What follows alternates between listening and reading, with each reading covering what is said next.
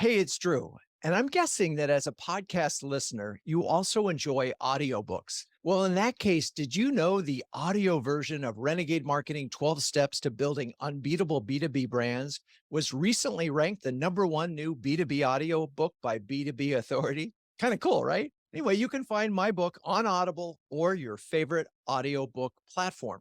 And speaking of audio, before we get into today's show, I do want to do a shout out to the professionals at Share Your Genius. We started working with them several months ago to make this show even better and have been blown away by their strategic and executional prowess. If you're thinking about starting a podcast or want to turbocharge your current show, be sure to talk to Rachel Downey at shareyourgenius.com and tell her Drew sent you. Okay, let's get on with today's episode. Hello, Renegade marketers. Welcome to Renegade Marketers Unite, the top rated podcast for B2B CMOs and other marketing obsessed individuals. The expert at this particular huddle was career coach Pat Romboletti. She joined us to share how B2B CMOs can bulletproof their careers. Okay, let's get to it. Hello and welcome to our first bonus huddle of 2023. Our special guest today is Patricia Romboletti, who I will be calling Pat in a second, an accomplished author, career coach, and marketing expert with over 20 years of experience in the industry. Her latest book, Bulletproof Your Career, Navigating the Changing Landscape of Marketing Leadership, is a comprehensive guide for marketing professionals looking to build a strong, resilient career despite the ever-evolving business environment. We're going to split the conversation between steps you can take while you have a job to bulletproof your career and items to be thinking about if you happen to be in transition. But I really want the focus to be on the careers right now. So with that, let's welcome Pat Romboletti. Hello, Pat. How Hi, are Drew. you? I'm great. How are you? I am awesome. Now, just to ground the conversation in Zoom land, where are you? I'm in Atlanta, Georgia, one of 7 cities that I've lived in, but that's where I am now. Awesome. All right. Well, let's get into it. In the second chapter of your book, which is Clarity is Power, can you talk about that, what that means in the context of being a CMO right now? Just on that context, being a CMO, so this is my experience in my coaching and et cetera, is that it's very clear when you're a CMO that you need to know the voice of the customer, who's the outside customer, who you're marketing to, et cetera. Um, I I want to be sure that the same clarity of voice of internal customer is as well listened to, because I think that's where people more trip up. They know exactly what their own customers want, but there's a disconnect with the CMO or other stakeholders, right? So my mantra always is figure out whoever you're talking to, figure out what matters to them and communicate in a way that they can hear that you know what matters. So for me, it's you have to have clarity about every stakeholder and what matters to them today. And you were talking earlier about the changing landscape, constant disruption, constant disruption. So what mattered to them today, let's just take third quarter versus fourth quarter of 22. There were a lot of different things mattering to people and leadership in fourth quarter than third quarter. And as a CMO, you need to be that nimble inside and outside of the company, if that makes sense. And that's just in that role. There's a lot of clarity you need in your career. We'll get into that later. It's interesting and it's tricky because with a brand, when we talk about brands, we talk about the incredible importance of consistency, right? And I don't think you're saying you got to flip-flop and you've got to be No. somebody different to each of these people, but you just have to understand how you're communicating to these individuals and reflects what's important to the business in the moment. And you don't flip flop and your style is the same. But what you have to be communicating is, I understand what's important to you. And this is how I'm going to deliver what's important to you. Right. And making sure that that they feel understood and it's very clear. And also, because of the disruption, the comment to some of the stakeholders of somebody in sales, somebody in revenue, I understand how things have shifted for you, and we're going to be a partner and shift along with you as best we can. But we do have a brand to uphold. We have this. So making sure it's a two-way street. But I just think there's no mistake when you take the time before you go into a meeting, before you present, et cetera, to say what matters to that person on January 20th, 23. Right. It's leading with empathy. And it's funny, we had a lot of conversations in huddles. And we talk a lot about taking the time with your direct reports to listen and be empathetic and say, how is everything in the world? But we haven't really necessarily talked, and we haven't spent much time, and we're going to do that later in the year, about managing sideways and managing up, and also thinking about what are their problems other than it's, sales always has sales issues, but really thinking in the context of today. Yeah, So, okay, that's helpful. So empathy everywhere and right. preparing or trying to anticipate that will help. Okay. For sure. So let's take this idea of clarity a step further. How important in your mind is it for CMOs to establish themselves as thought leaders, either in their industry or in the sort of world of marketing? Critical. I mean, just critical, critical, critical. And you all have a free platform, virtually free, which is to start with, which is LinkedIn. But again, I think this is, and many on this call will probably relate to this. When I coach people, they tell me so much this is true. You're sort of like the shoemaker and the children have no shoes, right? You're knee deep in branding, but you're not thinking about your own brand. Or you've defined your brand, but you haven't amplified your brand, right? So you haven't taken it anywhere. So LinkedIn is the first place to start because it's free. It's your own little web page, and there's so much you can do in terms of posting. And yes, you may be in a position where you have to post things that are very tied to the brand that you're managing, that you're leading, but you can still do that in a way that you shine, right? But I think thought leadership is one of the misleveraged or underleveraged, fairly reasonably inexpensive tool that everybody has. Everybody has. And if you're not following thought leaders, if you're not thinking yourself as a thought leader, I would love to change your mind on that because I think it's so important for positioning. And by the way, it's important for positioning in the industry or in this in the lane that you're in now. But if you have aspirations to a different lane, then you need to be following thought leaders there, connecting with thought leaders there, and thinking about how you segue. So if you say, well, there's a natural segue from here to here, then demonstrate that by, attending trade shows and things in that industry, and then saying, what's the buzz here and how can I volunteer to be on that panel next year and be sharing my thoughts? So it's really important for positioning. I have an onboarding program that I do with clients. It's a 12-month program, and the last 6 months are really all on brand amplification. And this is an interesting one because over the years, and I think if I were to poll the CMOs in the audience, many of them would know there are some CMOs who've done an amazing job building their own brand, frankly, ahead of their company brand, and are kind of legendary for it.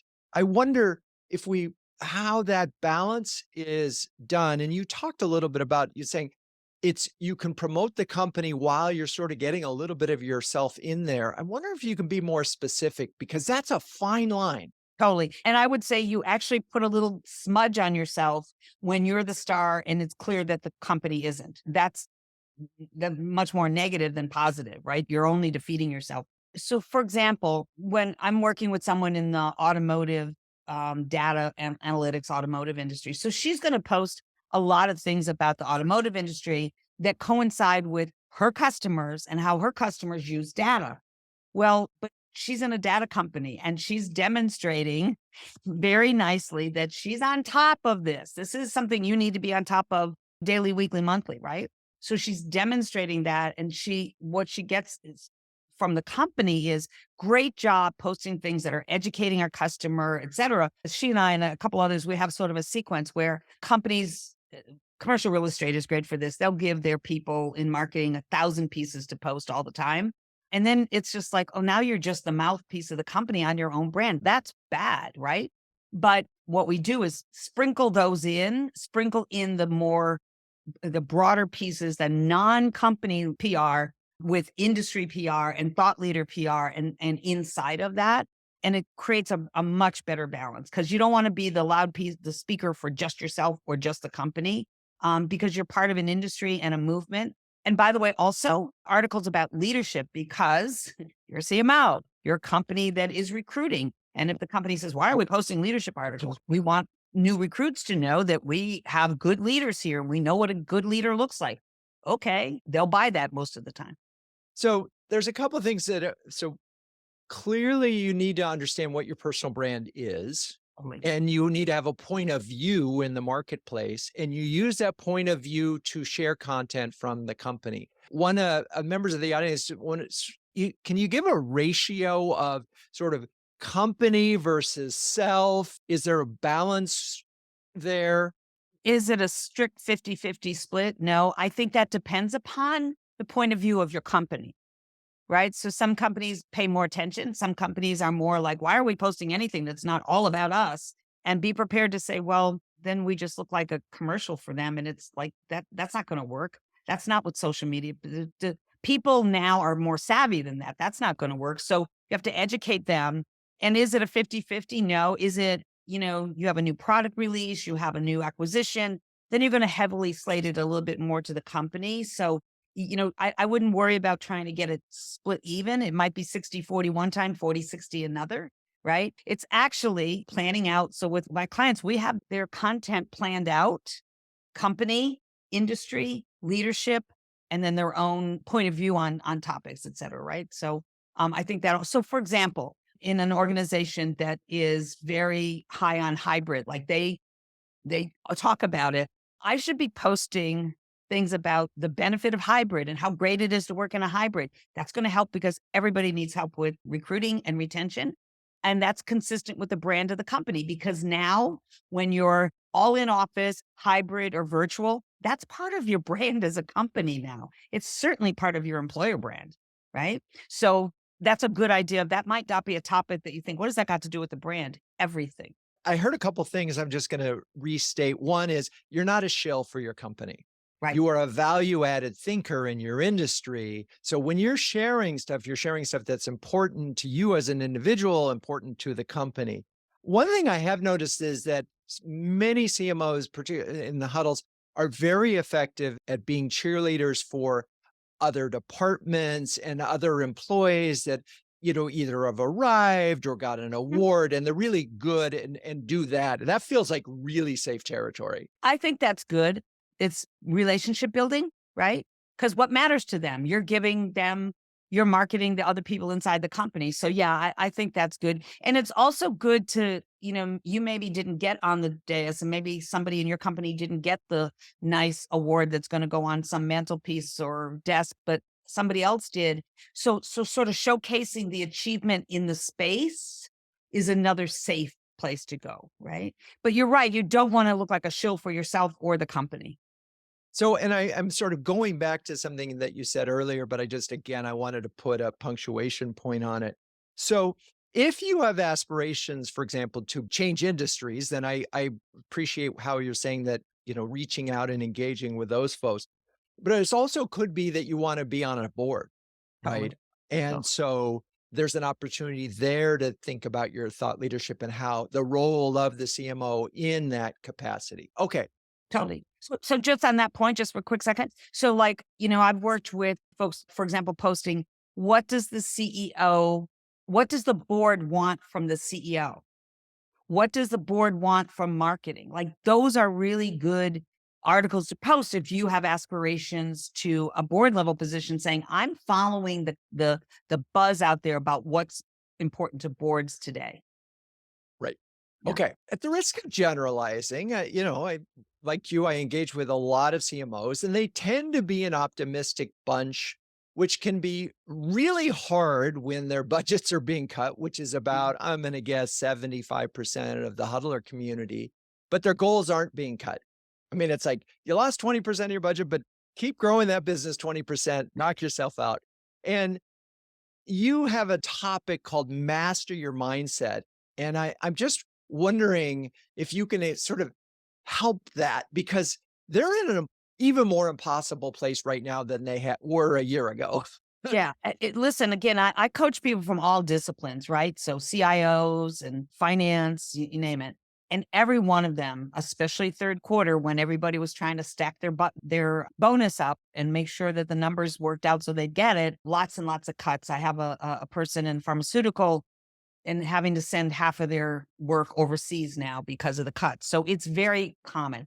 One of my biggest soapboxes is about mindset. And the most important thing is realize that I borrowed this from somebody so many years ago. I can't remember who it is. So I'll say it's not my original, but I don't know who it is, which is when you're inside your head, you're behind enemy lines. That's where all the bad talk goes. That's where you're beating yourself up. And that's what mindset's about.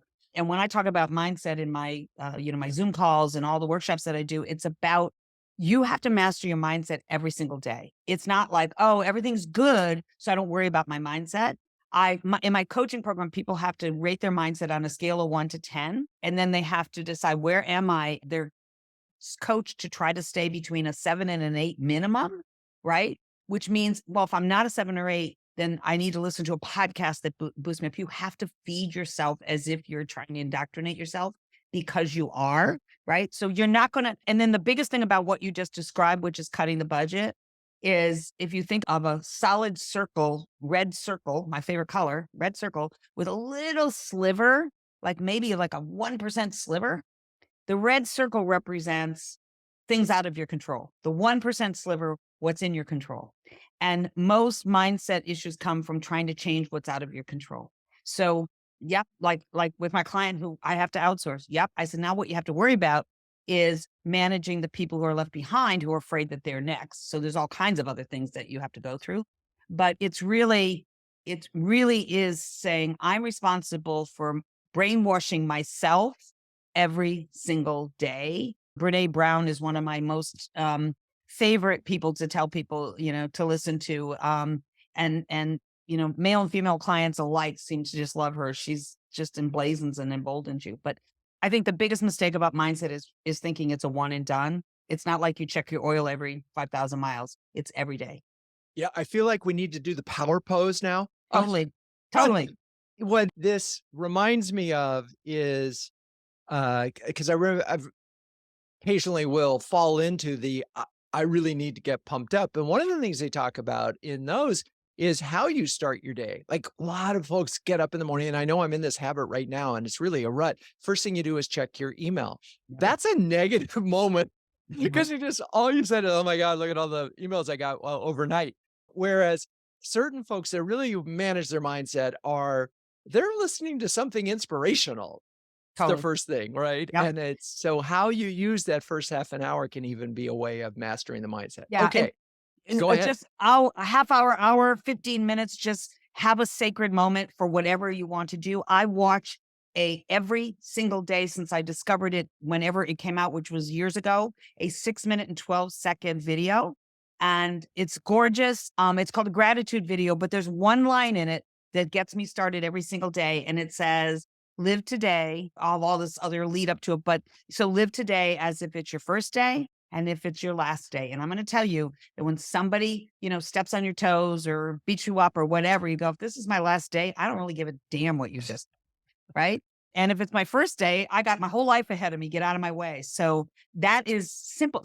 8 minutes or 6 minutes and 12 seconds, maybe. And then you're off to the races. So if I don't have an hour, I always have that. Amazing. Yeah. Amazing. Okay. Now, this other chapter, create a network that works, obviously brought a lot of joy to my heart. Let's talk about the timing of building your network, because we get a lot of inquiries at CMO Huddles for folks when they're in transition as opposed to while they're working. Can we talk about why it's so important to do this while you have a job?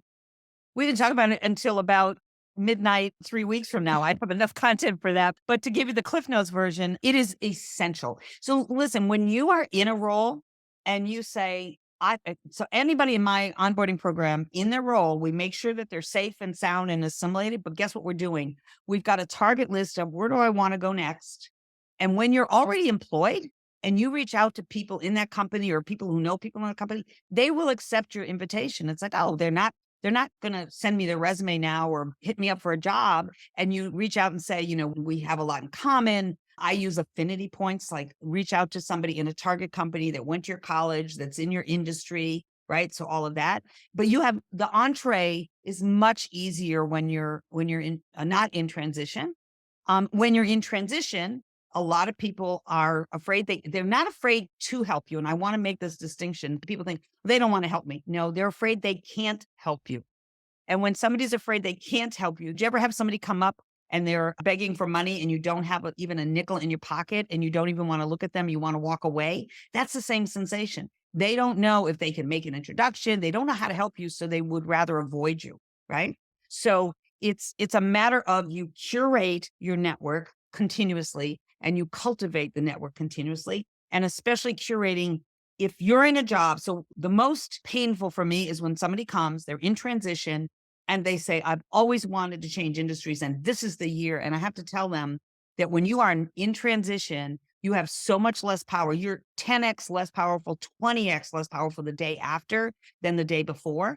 And so changing industries, why is that so bad? Not that you couldn't bring a fresh eye. And for sure, as a recruiter, I loved that people could do that, but my clients didn't because they see it as a risk. And we are in the probably one of the biggest risk averse times that we've ever been in. So they look and go, really great background, but what if you can't adjust to our industry? Right. But if you have a network in that industry, so you say, next industry, I want to be there, and you build that network while you're already in a role. Now you've got what I call the tip of the spear already established, and somebody to speak up for you and say, I know, she doesn't have our industry experience. He hasn't done it, but I've gotten to know him. You should talk to him. And that goes a long, long way. I definitely have had clients or people from my Zoom calls who have been able to change industries, but only because they built the conduit into that industry before they lost their role. Amazing. Okay. Yeah. So there used to be this things called physical events and trade, and they're coming back. I'm joking, and I used to meet a lot of CMOs at these events. And like many folks that go to the events, even though I am an extrovert, you get to those events and it's intimidating. Because you look around, you see if you know anybody, you don't know anybody, and you sort of go to the bar, get a drink, and figure out what to do. I loved in the book, you had a couple of ideas, quick thoughts on how to, when you do go to an event again, how you can sort of make the most of those situations. It's predicated on the fact that I know for sure, and I coach from this perspective is more than 70%, at least 70% minimum are either full on introverts or ambiverts, right? So there's only about 20 or 30% in that room. And even myself as an extrovert, which you might figure out that I am, I don't love going and schmoozing around at events, right? Schmoozing is what everybody avoids. So one of the things is get there early, because if you walk into a buzzing, noisy room, you think that doesn't really have cover for you. It actually is intimidating. Like you're missing out on something. That's what your brain goes, oh, look, everybody's talking to somebody except me. So that's not a good way. So get there early is really important. Second thing is make sure that when you register at the desk, get your badge. That person who's handing out that badge, most of the time is more than just the badge maker. They usually have they've registered people. They know something and say, look, I'm here from XYZ, or I'm a CMO and I'm looking to meet ABC.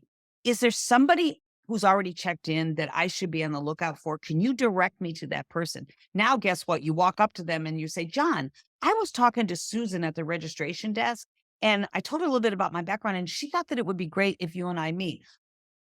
Guess what? You have total credibility right then. It's like, oh, you're not a stranger. Susan sent you over here, right? Breaks the ice for you. And then the last thing is leave when you need to leave. If you are an introvert, you are exhausted by the time they sit down and say, and now we're ready to begin our program. And you're going, good Lord, I just want to be out of here. Leave. It's okay. You didn't, you want to get your money's worth. You got it. You came in, you networked. Not saying you don't listen to the program if you have the stamina for that, but the other alternative, and I coach some of my clients like this, if you have the stamina to listen to the program because you really want to hear it and you want to take your notes, that's great. But you don't have to stay and network afterwards. Like, take care of yourself and leave at the point at which you're effective, not ineffective. A couple of side notes. One for all the huddlers who do come to the Forrester conference in June. I promise to be there to introduce you to anybody else on Yeah. the list. Yeah. So I'll be the role of host there to help you through that. Secondly, one of the things that I love, because this is my habit, is the notion that you don't have to meet everybody. You can go deep. And really, that's and That's it's key. funny, I'm looking at thinking one of the individuals on the call, I think I met another event a couple of years ago. We spent like 30 minutes talking, right? There were other people going, but The rule okay, of 250, Drew. It's a what's rule of that? 250. It's an old rule. If you Google it, you'll see it has nothing to do with LinkedIn. It was decided a long time ago from other just anecdotal research, but it basically says everybody you meet can introduce you to 250 people. So I always coach my introverts to say, look at this way. You're going to get tired out. That's the introvert isn't somebody who doesn't like people. You just don't you tire easily and you don't like chit chat. You like to go deep. You network in a very different way, and it's not about schmoozing. So you'd rather have two deep conversations. But if you believe in the rule of 250, which I do, and especially now with LinkedIn, you actually know how to find those 250. You have two conversations and you have the doors open to you for 500 people. Think about it that way. So you had a really productive evening. You met two people. I have some clients that I say, if you're going to be at a 10 seat tabletop, get to the meeting in time to sit down at the tabletop and really get to know the people at your table. Really focus on that. It's easier. It's not it's a much easier conversation. I just really believe in making it networking in a way that works for you is going to make it work every time. Okay. We share a common perspective on marketing, and whether it's like your personal brand or your company's products, that you always sort of need to be making deposits in the goodwill bank. And in my book, I call that selling through service. And yours, it plays a big role in the art of the outreach. Can you talk about and maybe give an example of a successful sort of deposit in the goodwill bank versus a failed one? And this is probably as relevant, more relevant to the folks in transition, but still, talk a little bit about the mistakes that you see when people are doing this outreach and not really, making a deposit.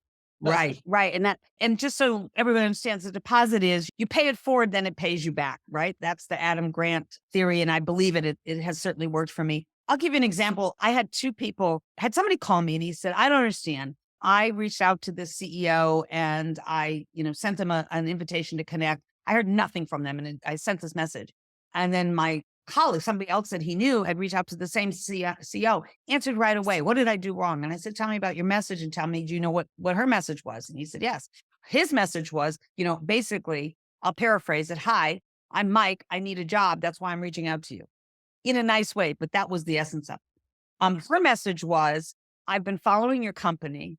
You're having, reaching out to the CEO. Let's see what matters to the CEO when we send the message. That's the mindset, right? Reaching out to you. I've been following your company. You have a tremendous results that you're achieving. I want to congratulate you. And if there's any way that myself or my network can help you with your continued success, please let me know. No request. No, I'd like to, give me 10 minutes of your time. How many 24-hour 10 minutes do we have? Let's think about this, right? It was nothing. And she got an immediate connection request back from that person. Thank you for your interest and attention and, for following my company, right? That's what matters to the CEO. I'm on somebody's radar about something. And by the way, gee, you do have a good network and all. So it takes patience and it takes, if anybody has ever maybe you sold a house and you got a big check and you deposit it in the bank and it's over a certain amount. The bank says, we'll be happy to take the check and it'll take 7 to 10 days to clear. And then your money will be available. In the meantime, we'll give you a few pennies. You have to wait for the check to clear. The same thing is true. Not only do you make a deposit in the relationship, but you have to give it a chance to clear. And that takes ongoing nurturing and relationship. However, it works. Okay. And we've all gotten those LinkedIn requests that were exactly as you're Mhm. described. And then we've also, the good ones and the bad ones. So on the flip side, CMOs are under a lot of pressure. Their inboxes are full with an amazing number of requests for their time, their help, consider just on a company level. Then Yeah. you get all these folks that are in transition that are using terms. I'd love to pick your brain, or I'd love to talk to you, or buy you coffee. And it's overwhelming. How would you suggest that CMOs manage this? I mean, let's face it, there are a lot of folks in transition that need a lot of help right now. The most important thing to know is as much as you might say, I just don't have the time for that. That's the beginning of a relationship that could be the person that could make the introduction for you 2 or 3 years from now. And that's what people don't think about, right? So, in other words, you see it as a bother, or, again, I don't know how I can help you. You have to be very prescriptive when you respond. I'll tell you one of the things I do. You might imagine I get a lot of messages. I can't answer everyone for sure, but I try to answer as many as I can. And sometimes what I do is I pop onto Zoom, I record a quick message back. Hey, I got your message. I would love to talk with you. So somebody will say, can you introduce me to anybody at Citibank? Yes, I have 47 connections there. Let's get a little bit more specific. So I get instructional, as a coach might do, right? So I send them a quick message and say, I need to know who you want to be introduced to. I need to know why you want to be introduced. I need some help from you, and then I'll be happy to help you. And as soon as you get back to me, I'll take care of it. So that's boom, it's off my table. I have an inbox zero method. It's gone, right? Now, in general, the most important thing though is what I started this discussion with. You're going to get a message. This is so annoying. I just don't have time. Oh, wait a minute.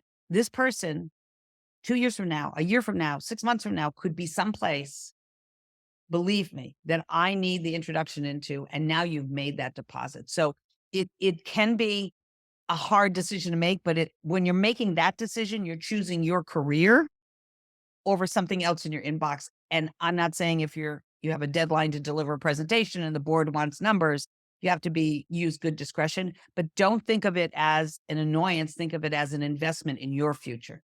Right.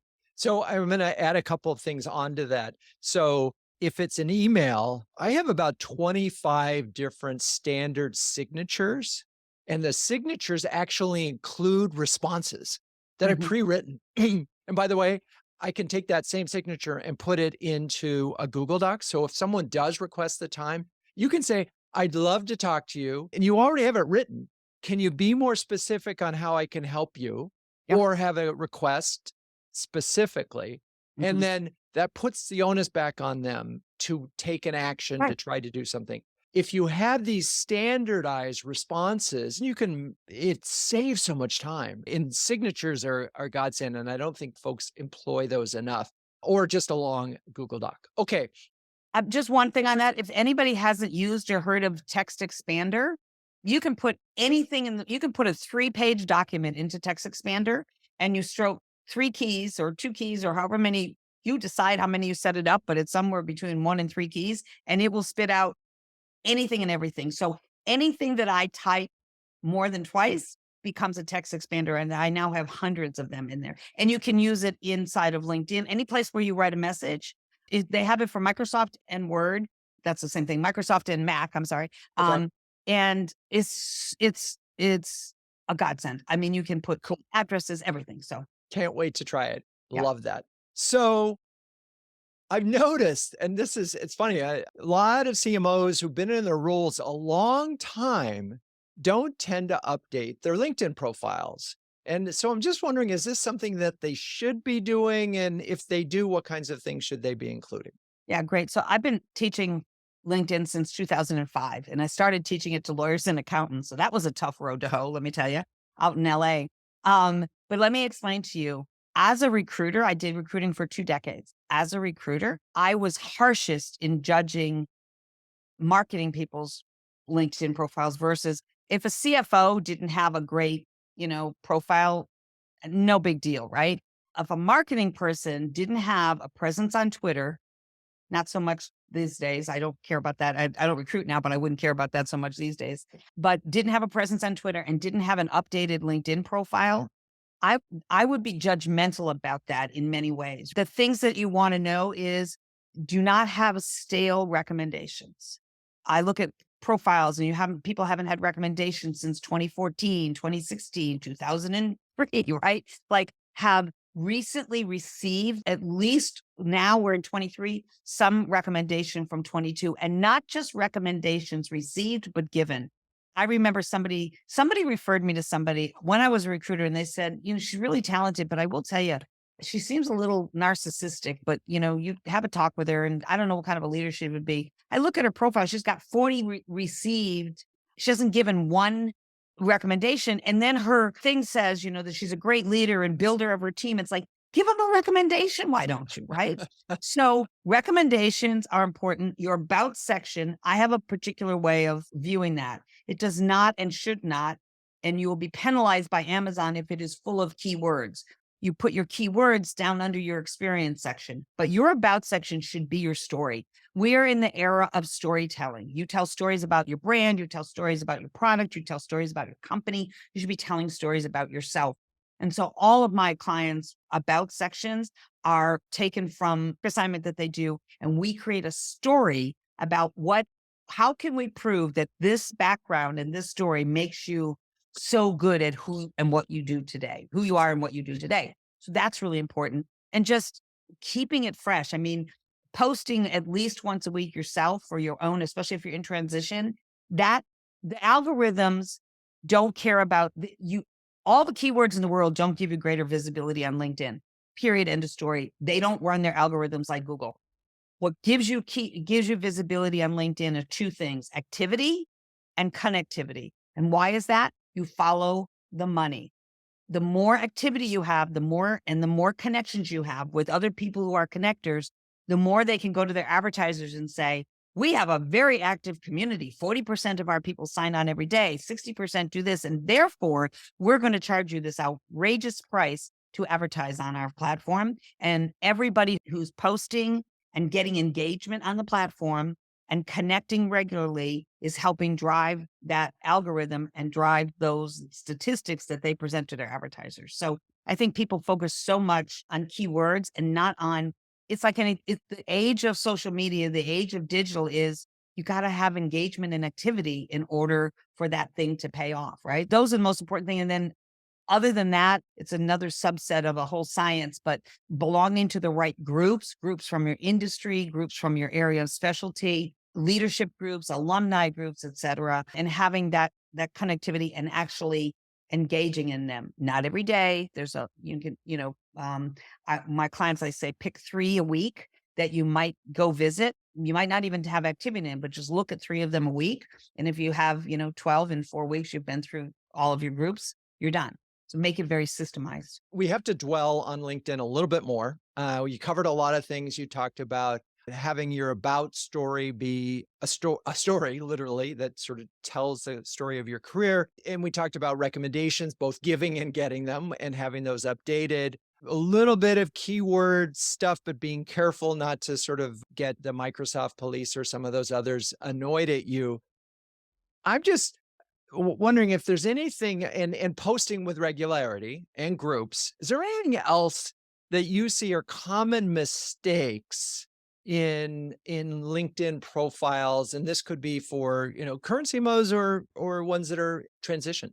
The biggest mistakes I see egregious is the constant loading, because everybody tells you to load your keywords into your about. And again, there are, I can send you, Drew, when I send you that link, I'll send you some slides that I use that it's LinkedIn saying, if you put too many keywords in, we're going to suppress your profile. How about that? Right.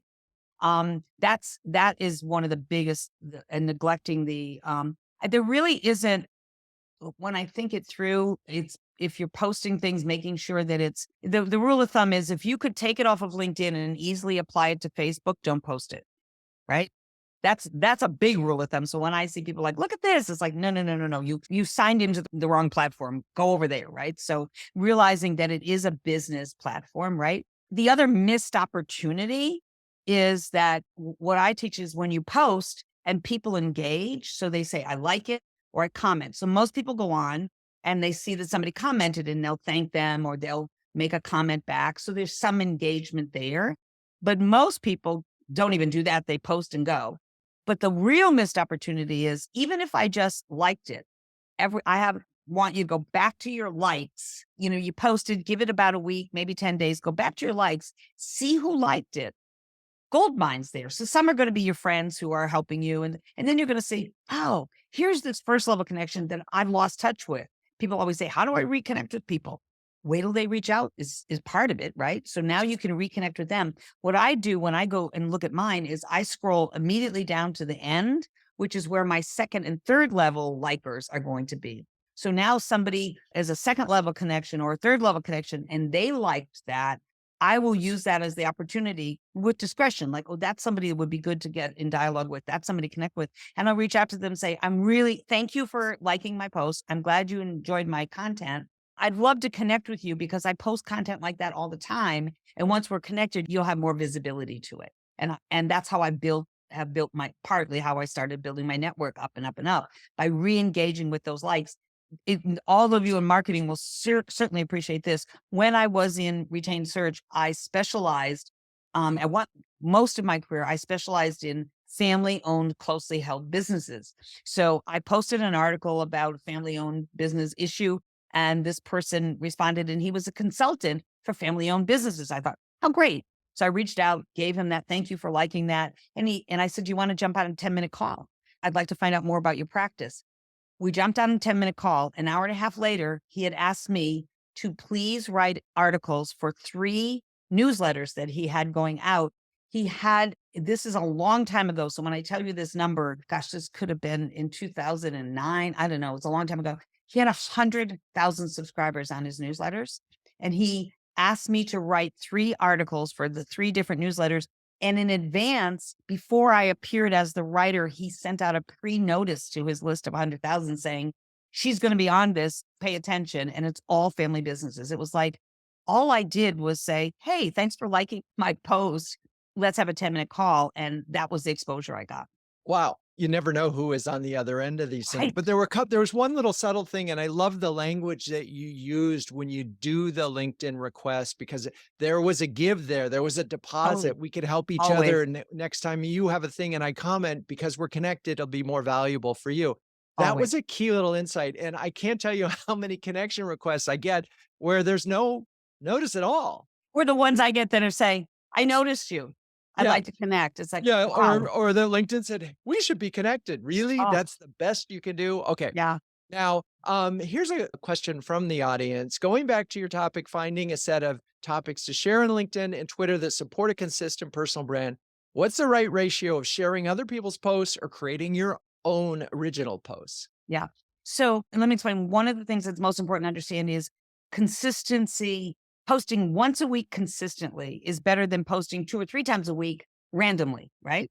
So given how busy everybody is, I shoot for consistency over originality, because a long time ago, there was a wonderful quote that said, people no longer care who wrote it. They just care that it's valuable to them, right?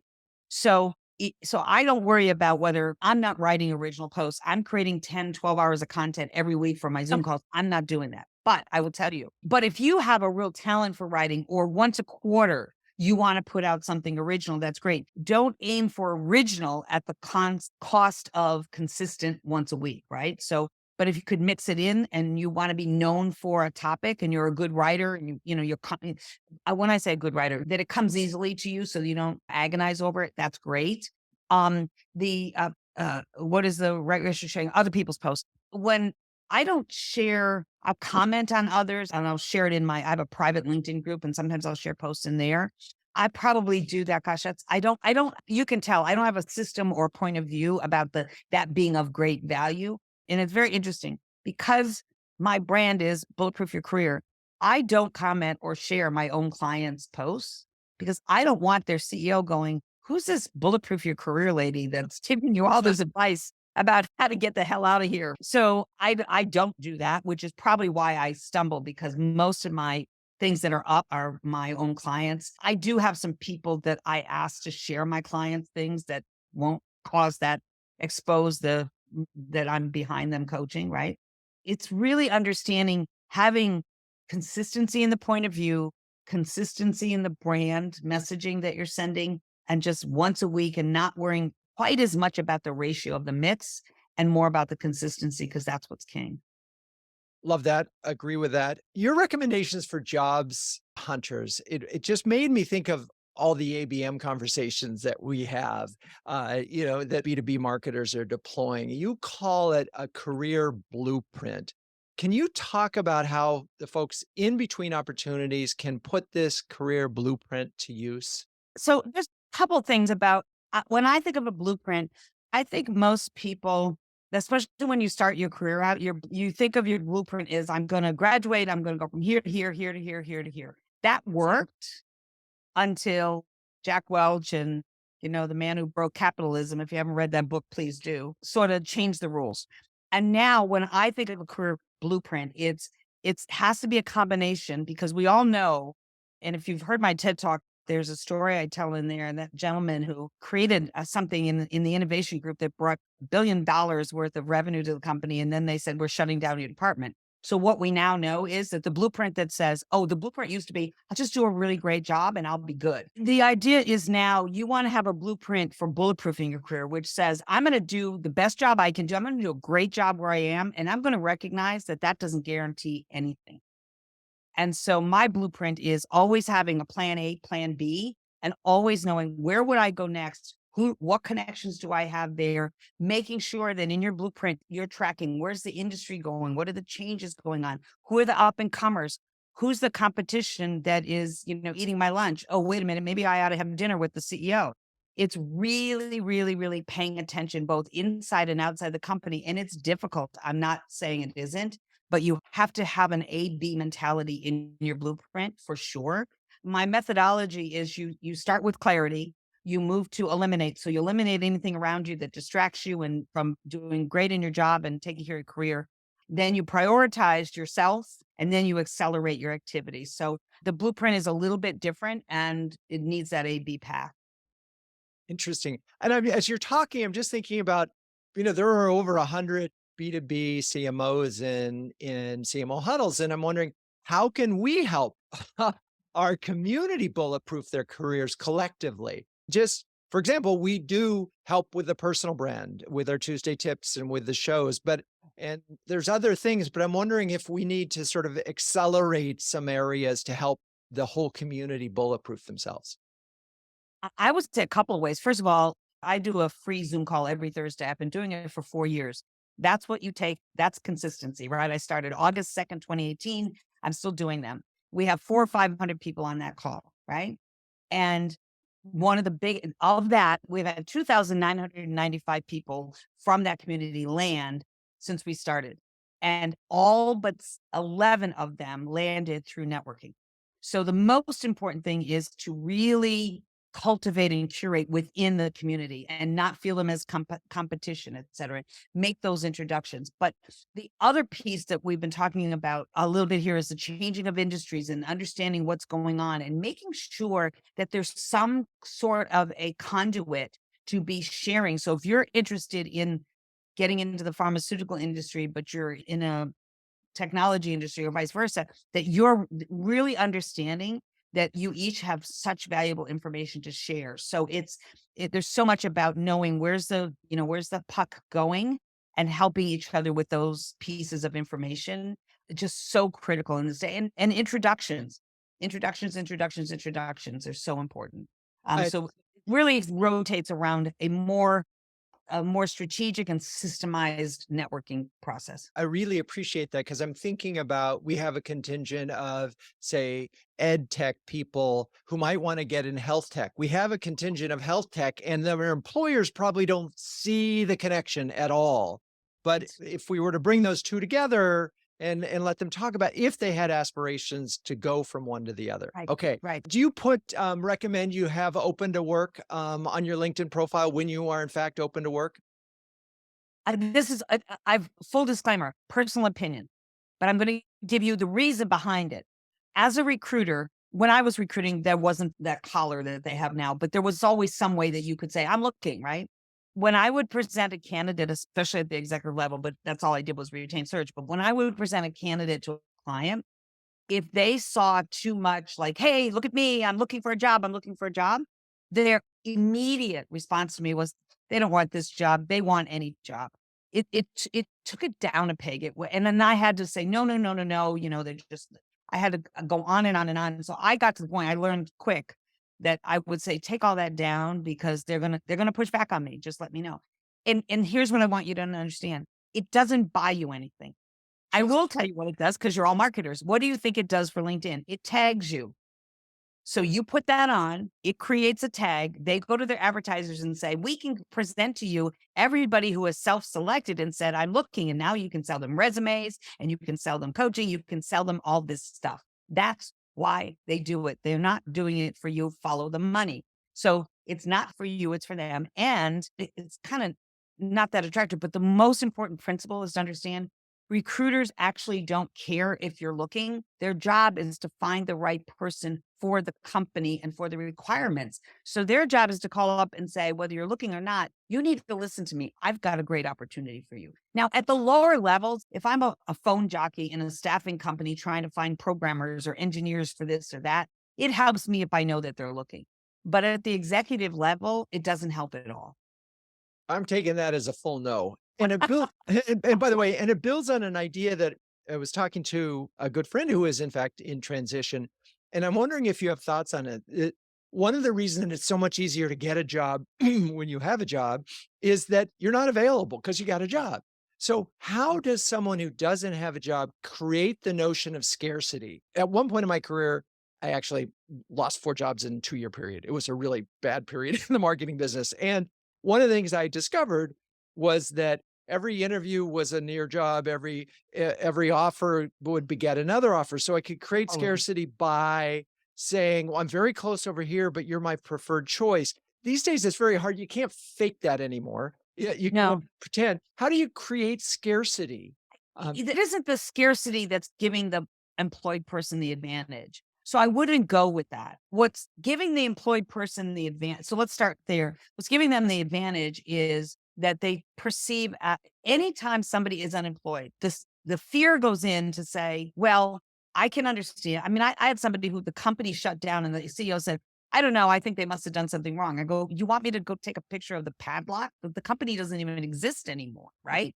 But there's that niggling of maybe because everybody's afraid to hire. So maybe I'm missing something. Maybe they really did mess up and I can't see that. So it's the fear factor that's the problem. But I can tell you that as a recruiter, there's nothing more aggravating than just to try to pit your opportunity against it. Now, being straightforward and saying, I'm very close in calls with somebody else and it has to be legit and it has to be and authentic. And you say, I can tell you, not just I would rather yours than that, but I have always been leaning towards your role. And here's why.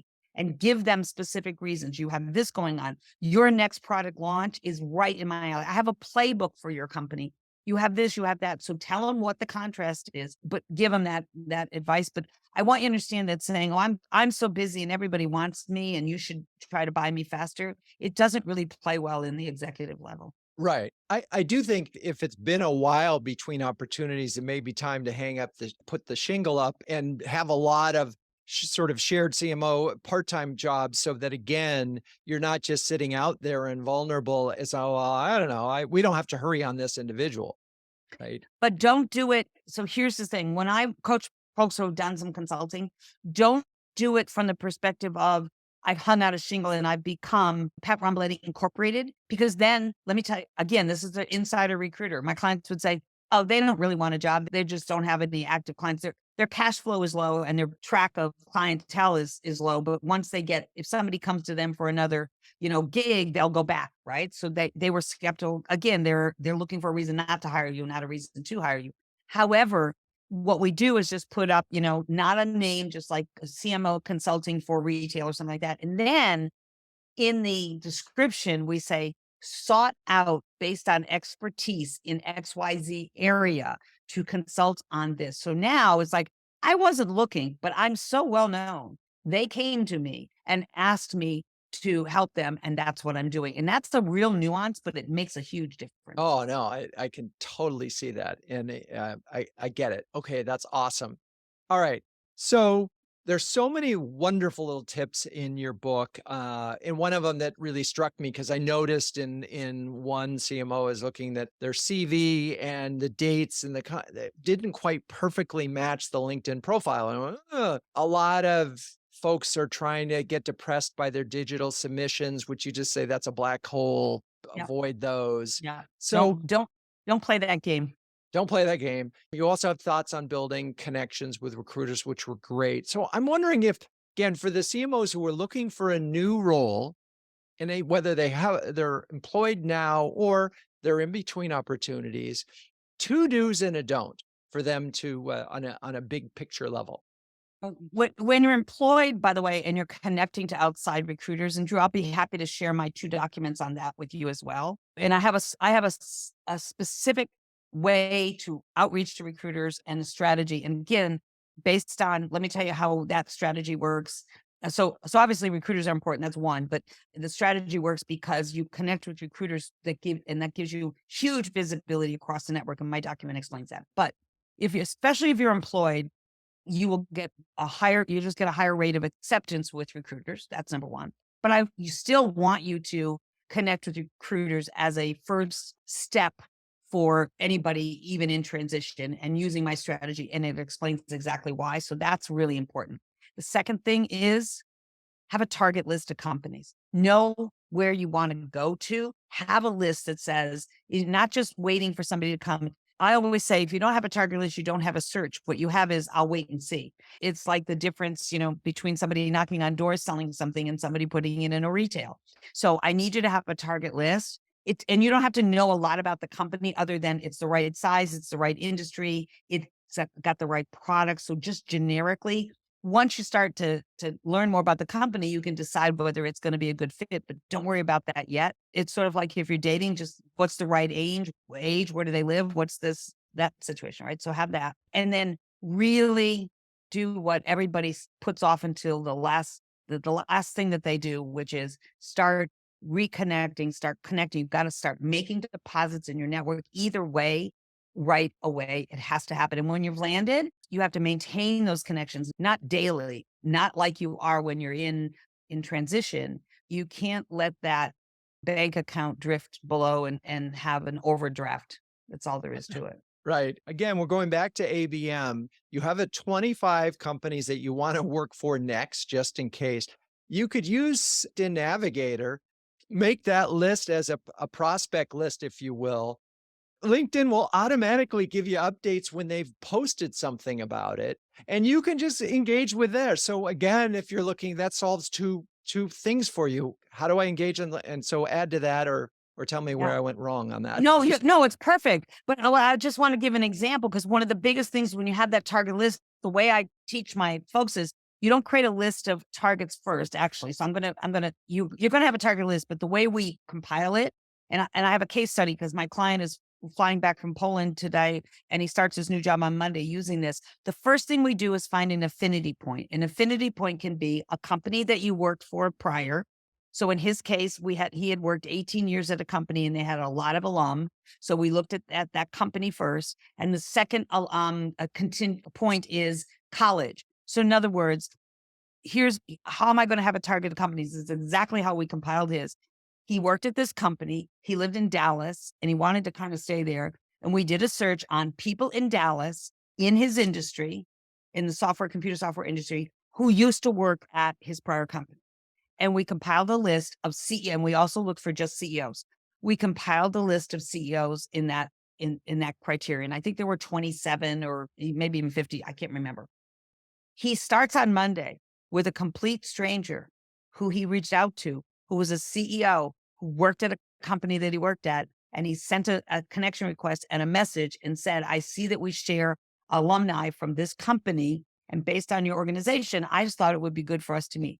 No pressure. And why does that work? Because when companies hire somebody from another company, they know that, oh, that company's culture fits, the background fits. So they like that. So now you use that to reach out just as we did casually. And it turned out that at 8:00 one Friday night, he got a call because they had a huge problem in their chief revenue officer. And that's what he's starting at. And that whole thing took less than 60 days. Right. So Amazing. that's number one.